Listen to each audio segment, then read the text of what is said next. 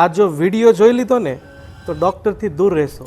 શું તમે પણ દર મહિને ડૉક્ટરની ક્લિનિકના ધક્કા ખાઈને મોંઘી દવા પાછળ ખર્ચ કરીને કંટાળી ગયા છો? તો આજે જ આ એક આદત બદલી નાખો। આપણે આખો દિવસ એ વિચારીએ છીએ કે કઈ દવા સારી, પણ એ નથી વિચારતા કઈ આદત સારી। તો પહેલી આદત હાઇડ્રેશન। સવારે ઉઠી સૌથી પહેલાં ગરમ પાણી પીવાની આદત પાડો, એ તમારા શરીરનું નેચરલ સર્વિસિંગ કરશે। બીજી આદત મૂવમેન્ટ। જીમમાં જવું જરૂરી નથી, પણ દિવસમાં 30 મિનિટ ઝડપથી ચાલવું એ હજારે બીમારીનો એક જ ઇલાજ છે। ત્રીજું અર્લી ડિનર।